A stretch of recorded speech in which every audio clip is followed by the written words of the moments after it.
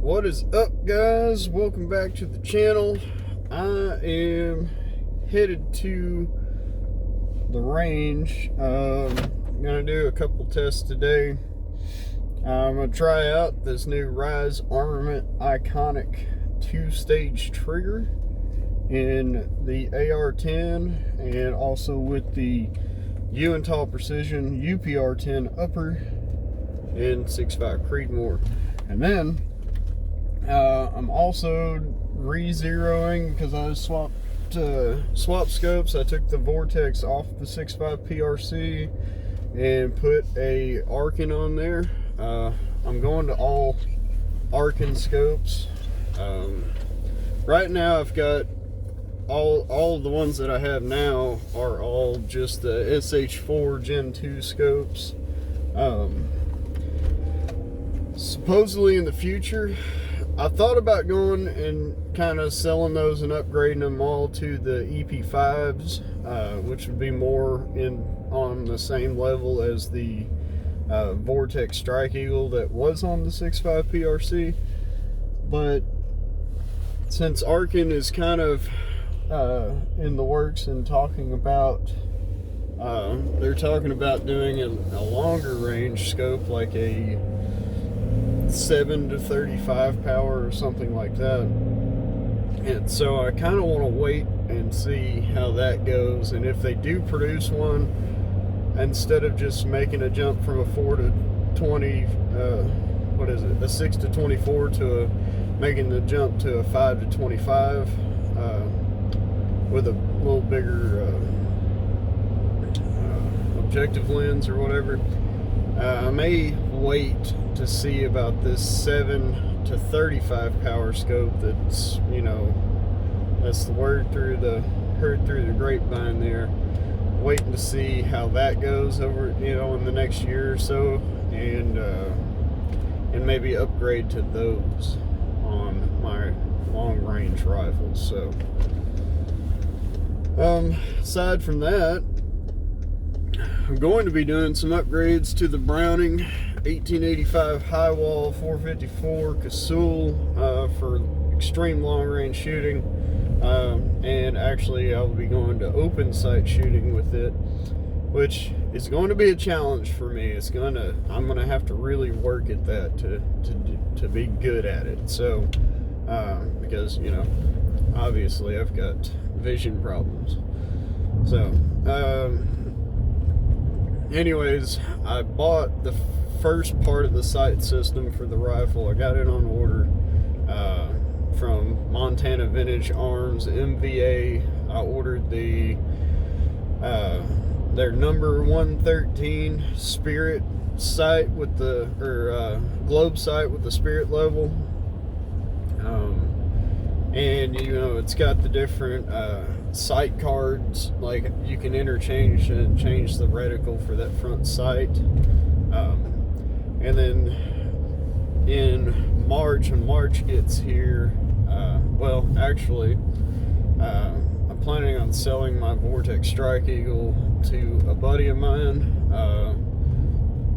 and then with that money I'm going to buy the MVA Montana Vintage Arms, the Soul or Soleil XLR rear sight, and that is it's a flip up adjustable sight with 414 minutes of elevation range and 88 minutes of windage range or horizontal range. So with that sight, in theory, I should be able to get that gun, that cartridge way out there. But whether or not I can see that far, that's going to be the challenge. That's going to be the real challenge, is training myself to shoot open sights and training myself to aim at really small targets really far away, even if I can barely see them or make it out. So not for like any hunting use. I would never, try to shoot an animal that I couldn't clearly see and was not confident I could kill. Like, not into, oh, well, let's just see if we can take this animal at like 900 yards. No, that's not me. Because one, if I make a terrible, mess up, anything changes, the wind shift direction, or the animal moves, takes a step forward or a step back, in that between the time that you pull the trigger and the bullet actually getting there, because you're talking about maybe up to a second, maybe a second and a quarter of flight time that range. So yeah, I'm not really into that kind of deal. You can make a terrible shot, and then not only is the animal going to run, it's going to run when it's already really far away. So now you're going to have to spend a lot of time. You got to go find out where you actually shot this animal and find the blood trail, and then try to find the animal. Yeah, that's just a terrible way to go. Anyways, I digress a little. We're going to do some testing with the 144 grain Lapua FMJs in the AR-10 and the UPR-10, and then in the 6.5 PRC, I'm still running the Norma 143 grain golden target match ammo, and at the price that I was getting it at, I found a place to buy it at, like literally a $1.20 a round, $1.25 a round for 6.5 PRC ammo. And as good as it's shooting, at this point, I'm just going to stick with that ammo. I am collecting up all my brass though, and I figure when I get to where I've got at least 200 pieces of brass or so, or 250, somewhere in there, I'll start actually trying to reload it. But one thing I'm going to do different with the 6.5 PRC is I'm actually going to start annealing. And I kind of already started that with some of the brass that I had. And I'm going to see how it goes. And then I'm going to do 100 rounds annealed and see how it goes. And if I like it, if it gives me better results, then I'm going to keep doing it. If I don't really see any better results, other than it keeps, worst case scenario, it makes the brass last longer, so, the brass can take a little bit more abuse and all that. So anyways, I'm going to pull up over here and collect my dad, and we're going to head to the range and have some fun. See you in a little bit. Alright, so spent some time setting the zero stop and zeroing this scope on here. I took the vortex off and put the Arkin on it, and then so I've got a target down there. I'm going to shoot 10 shots into the bullseye, and then I'm going to move the target to 200 yards and shoot 10 more shots without adjusting any elevation or anything, and then do the same at 300 yards. And the goal is I will be able to measure exactly, get the centers of those groups, measure exactly how much these rounds are dropping at different distances, because from the last time I was out here shooting,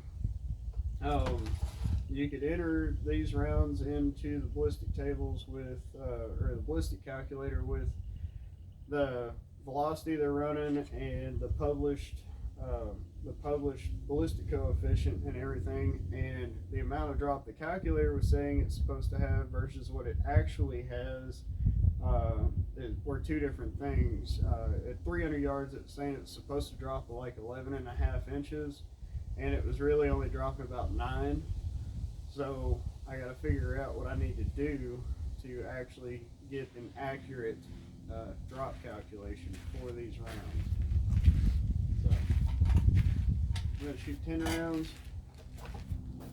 at 100, and we'll go take a look at the target and move it, and then do 10 rounds at 200, and then 10 rounds at 300.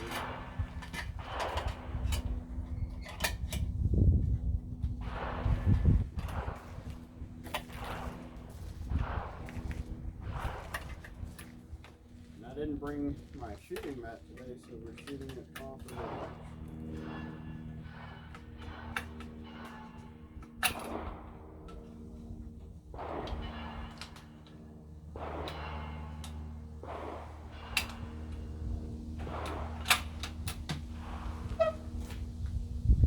gonna do 5 rounds, reload, and do 5 more.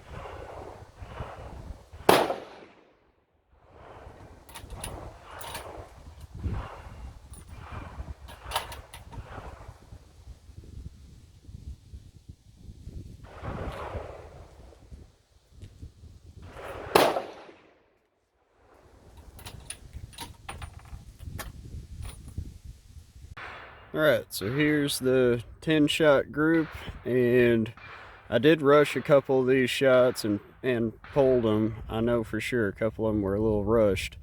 But this is 10 shots at 100 yards from the 6.5 PRC. And now I'm going to take it down, and I'm going to move this target to 200 yards. And I'm going to shoot at the same spot and see how far down the target it drops. Got my center line there so I can try to keep it level with the crosshairs, and so we'll see how it goes. All right, so we're down here at 200 yards, and as you can see from my 100-yard zero, we didn't drop all that much. But this is a 10-shot group at 200, and it looks like I am just eating up that center line. I've got some vertical dispersion. That could be me, could be the ammunition, could be the extreme amount of mirage I've got right now. But yeah, that's you can't complain about that at all. So now I got to take this, I'm going to take this target down, walk it out to the 300-yard berm, set it up, and do the test again, another 10 rounds, and we'll see how it goes. I'm doing my best to hold it as steady as possible and hold the group as tight as possible, especially out here at 200 and especially at 300.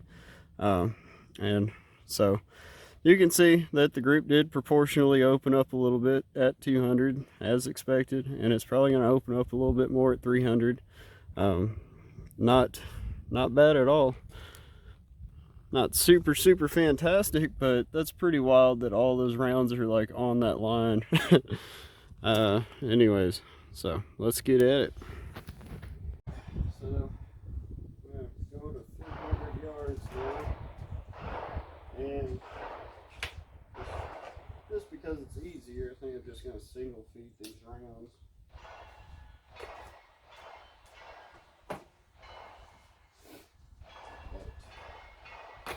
The group at 200 looks real promising. I'll try to keep the one at 300 looking just as good.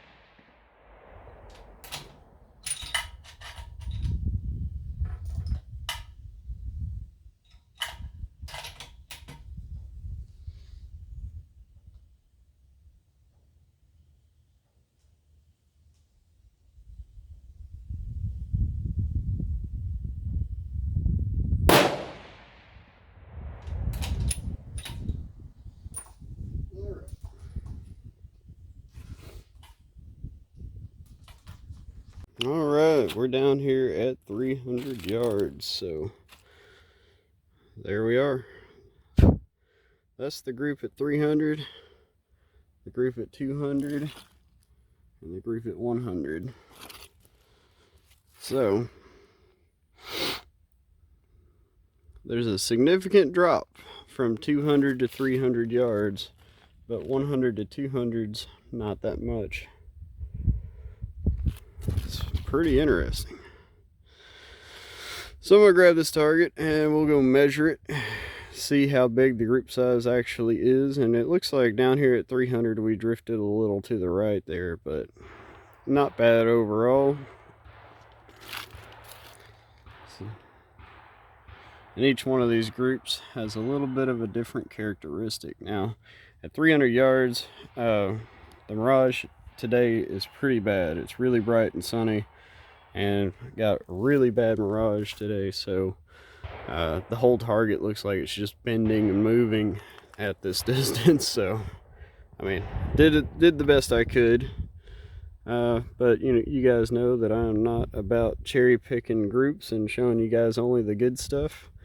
So you guys know that I will gladly share bad groups, good groups, everything in between. I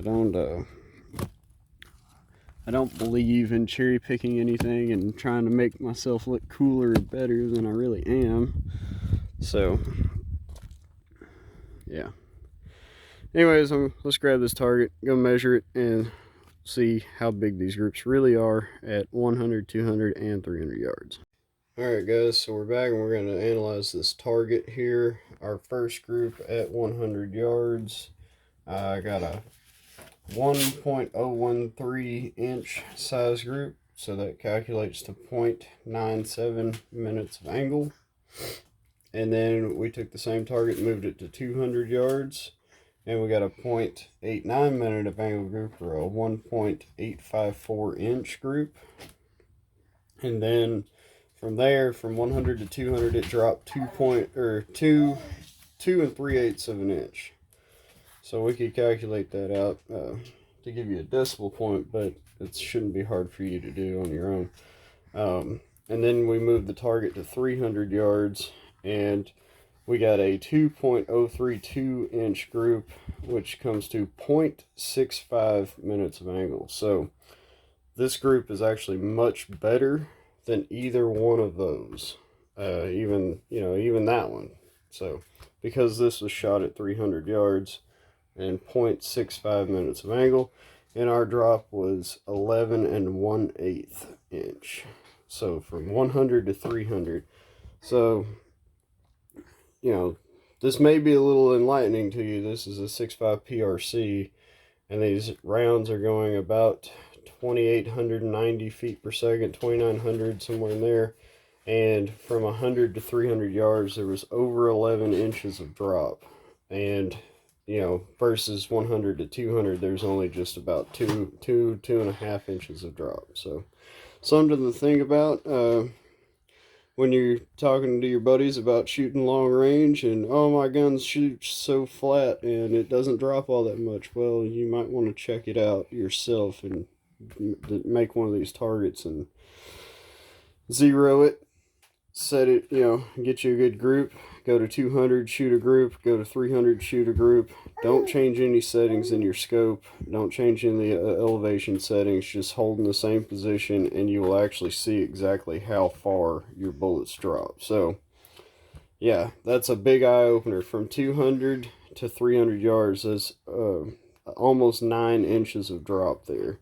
So yeah, things really start dropping when you get out there. So anyways, just wanted to leave you guys with that. Hope you enjoyed the video. Thanks for watching.